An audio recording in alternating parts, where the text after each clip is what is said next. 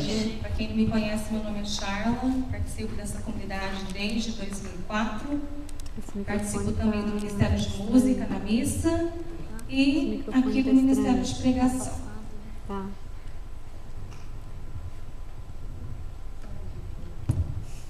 Bom, eu queria convidar vocês a pegarem a palavra no Evangelho de João, capítulo 8. E para quem estava na missa nesse final de semana, alguém pode me dizer qual foi o evangelho que foi lido na missa? A mulher adúltera. É isso mesmo. E esse é o mesmo evangelho que nós vamos estar falando sobre hoje.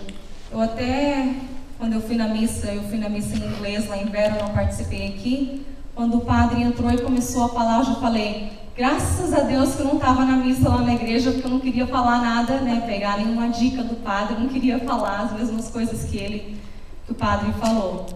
E é um evangelho que está sendo muito falado, porque o Papa comentou no final de semana no Anjo, acho que todo mundo assistiu, Acho que nunca ninguém assistiu tanto uma missa do Papa ou Ângelos como nessa primeira vez do Papa.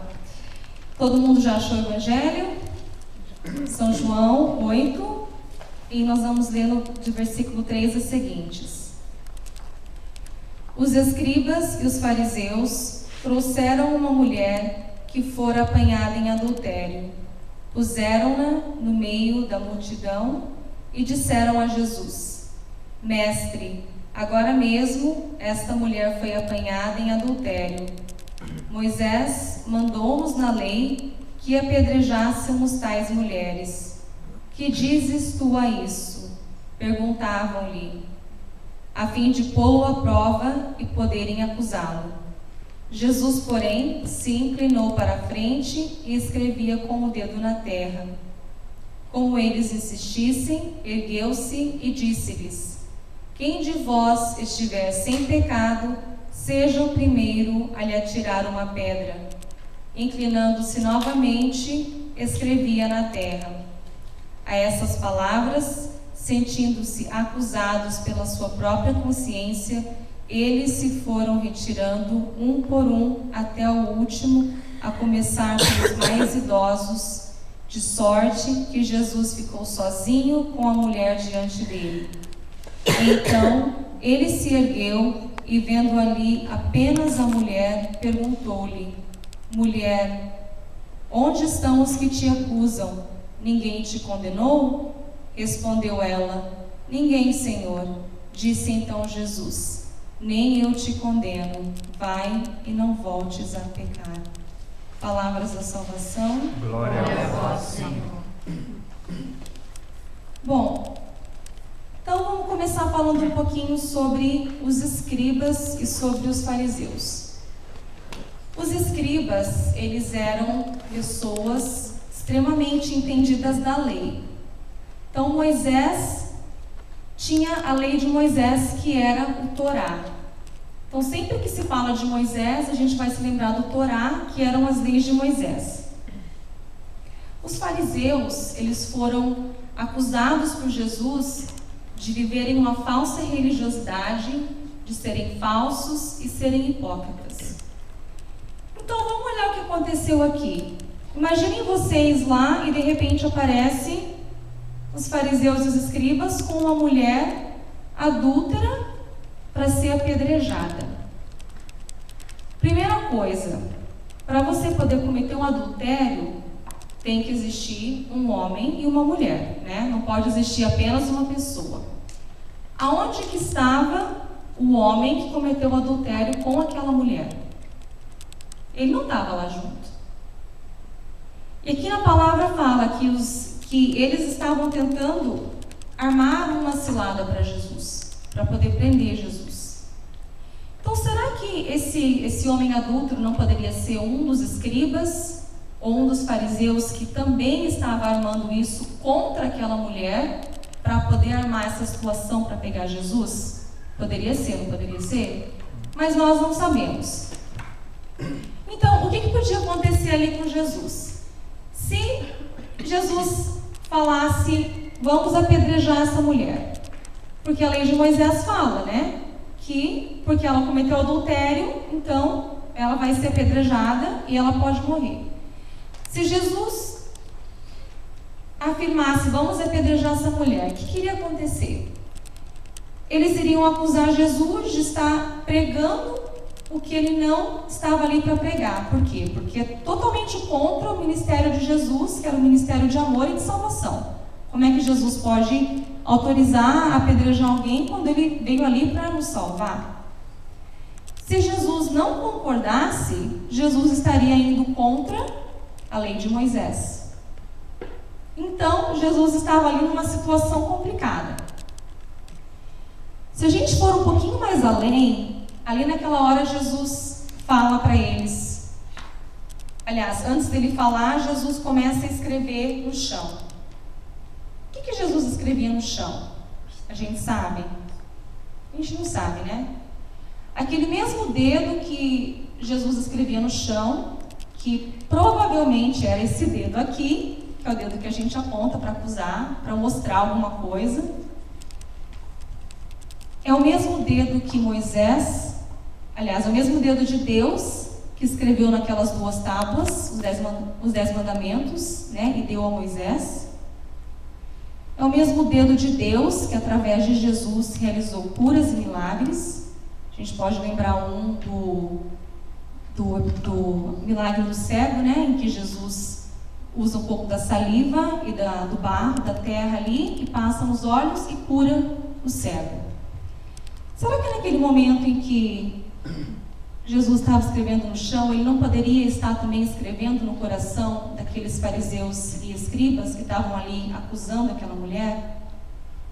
Por que eu falo isso? Porque naquele momento Jesus vira para eles e fala: quem de vós não tiver pecado, então atire a primeira pedra.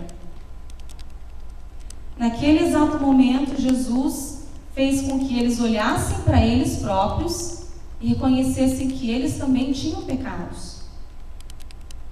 Aquele momento ali foi o momento em que Jesus, com certeza inspirado por Deus, pelo Espírito Santo, talvez os escribas e os fariseus não saíram dali convertidos, talvez saíram dali e foram os mesmos que depois perseguiram Jesus até o momento da sua crucificação, mas eles, naquela hora, eles conseguiram voltar para si próprios, olhar a miséria deles, e Jesus naquele momento conseguiu salvar uma pessoa, que a gente sabe que naquele momento Jesus salvou a mulher adúltera, mas eu não falo que salvou ela da morte de ser apedrejada, eu falo que salvou ela porque na Bíblia fala, né, que o salário do pecado é a morte. Então, a morte que a gente está falando aqui é a morte de espírito. Que se ela estivesse ali morrendo e ela não tivesse se arrependido, o que aconteceria com ela? Ela iria direto para o inferno. Então, essa morte que eu estou falando, que Jesus salvou ela porque Ele não condenou ela. Ele falou para ela: vai e não voltes a pecar. Como eles não te condenaram, então eu também não vou te condenar. Então, naquele momento, a gente sabe que aquela mulher se salvou. Eu achei muito bonito e já rodou muito na internet, todo mundo já cansou de escutar o que o Papa falou, né? Que Deus não se cansa de nos perdoar, somos nós que cansamos de pedir perdão para Ele. Nós cansamos de olhar para nós mesmos e não reconhecermos o quanto a gente peca, o quanto nós temos as nossas misérias dentro da gente. E eu também me lembro de uma passagem, quem fez a consagração de Nossa Senhora, no livro de Maria Montfort, fala que mesmo as mais belas das nossas ações são corrompidas pelo nosso pecado. Por mais que você tente fazer algo de bom, alguma coisa vai estar estragadinha ali, porque nós, infelizmente, temos o pecado. E naquele momento em que Jesus fala para aquela mulher, você pode perceber, Jesus, ele não está ali para quebrar o galho dela, para falar: não, pode ir embora, ninguém te apedrejou. Não, Jesus ele vira para ela e fala: vai e não voltes a pecar. Então, naquele momento ali, Jesus está convidando não somente a ela, mas a todos nós a não pecar. Mas, Charla, como que a gente faz para não pecar? É difícil, né? Porque a gente peca todo o tempo, a gente tem uma dificuldade na questão de pecar contra alguém, pecar contra nós mesmos, pecar contra Deus e, além de tudo isso, o perdão. Como que faz para a gente perdoar? Isso é uma coisa assim que eu vivo muitas vezes. A gente acha que a gente perdoou, a gente não perdoou. A gente guarda uma mágoa, a gente guarda um rancor dentro da gente. Então, na verdade, quando a gente acha que a gente perdoou, a gente tem que se voltar para Deus e perguntar para Ele: Senhor, será que eu realmente perdoei? Aí Ele vai colocar você a certas provas que vai ser difícil, você vai ver. Na verdade, eu não perdoei. E quando a gente olha para a cruz, muita coisa do que eu queria falar já foi falado aqui nessa noite, mas quando a gente olha para a cruz, para Jesus crucificado, o que a gente pensa? A gente pensa no amor, a gente pensa no perdão, na salvação. Por que Jesus foi crucificado de braços abertos? Poderiam ter amarrado ele, né? De braços fechados, poderiam ter amarrado o braço para trás da cruz, para cima da cabeça. Mas a todo tempo, Jesus, Ele nos chama e Ele nos fala: venha até a mim, porque eu posso te perdoar. Venha até a mim, porque eu tenho e sou o único que posso te levar para a vida eterna. Nesse momento em que Jesus nos chamou à conversão, é um momento que nós também temos que olhar para nós e perguntar: o que eu posso fazer para me converter? O que eu posso fazer para aprender a perdoar? Nós estamos hoje fazendo o terceiro dia da novena, e o terceiro dia da novena das mãos ensanguentadas fala sobre o perdão, e é essa passagem que nós estamos meditando agora. E aqui nós vamos ler mais tarde, mas aqui fala: Jesus, pelo poder do teu sangue redentor, eu suplico o teu perdão e a graça de aprender a perdoar. Porque a gente quer receber o perdão. Eu poderia vir aqui, eu poderia falar para vocês que Jesus é amor, que Jesus nos perdoa. A gente sabe disso, porque Ele veio para morrer na cruz por nós. O plano de Deus na vida de Jesus não era somente um plano para Jesus. O plano de Deus para Jesus era um plano para mim e para cada um de vocês. Era um plano para nossa salvação, mas que veio através de Jesus na cruz. Eu recebi um e-mail, eu vou até ler para vocês. Eu ia traduzir, mas eu vou ler em inglês, e se alguém não entender depois eu posso traduzir. Recebi um e-mail de Nossa Senhora, que ela tem as aparições lá em Medjugorje, e eu não tenho certeza como é que se pronuncia. Eu acho que é Mirjana, uma das videntes que recebia aparição todos os dias. Ela recebia todos os dias até dezembro de 82. E depois disso, ela parou de receber as aparições de Nossa Senhora. E Nossa Senhora falou para ela que no dia 18 de março de todo o ano ela voltaria. E dia 18 foi ontem. Quando eu recebi, e eu nem sempre abro os e-mails assim, sempre que eu recebo os e-mails de Nossa Senhora, nem sempre eu abro no mesmo dia. E ontem eu resolvi abrir e falava justamente sobre o perdão. Então eu vou ler para vocês porque eu achei muito bonito. Fala assim: Dear children, I call you to with complete trust and joy. Bless the name of the Lord, and day by day to give Him thanks from the heart for His great love. My son, through that love which He showed by the cross, gave you the possibility to be forgiven for everything, so that you do not have to be ashamed or to hide, and out of fear, not to open the door of your heart to my Son. To the contrary, my children, reconcile with the Heavenly Father, so that you may be able to come to love yourselves as my Son loves you. When you come to love yourselves, you will also love others. In them you will see my Son and recognize the greatness of his love. Live in faith. Through me, my Son is preparing you for the works which he desires to do through you, works through which he desires to be glorified. Give him thanks. Especially thank him for the shepherds, for your intercessors in the reconciliation with the Heavenly Father. I'm thanking you, my children. Thank you.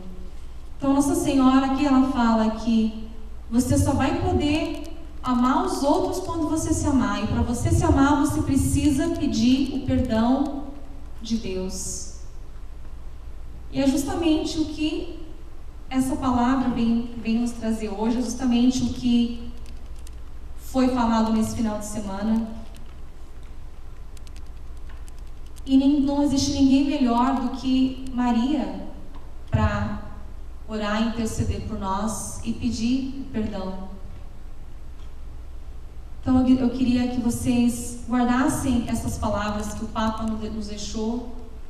Eu estou simplesmente apaixonada pelo carisma dele, pela vontade de servir que ele tem, pelo amor que ele tem a Deus, pelo amor que ele tem à igreja. E se nós tivéssemos um pouquinho desse amor, a gente ia tentar cada dia ser melhor. E na nossa caminhada a gente sabe que a gente tropeça, a gente cai, a gente levanta, a gente se cansa, a gente às vezes se irrita um com o outro aqui dentro, mas é muito importante que a gente possa olhar para nós mesmos e ver que nós somos pecadores e que nós temos um Deus maravilhoso que, como o Papa falou, ele não nos cansa de perdoar e além disso, ele esquece dos seus pecados quando ele te perdoa. Você não precisa ficar voltando para ele e ficar pedindo perdão pelo mesmo pecado, porque ele já te perdoou. E a única coisa que ele pede é: vá e não voltes a pecar.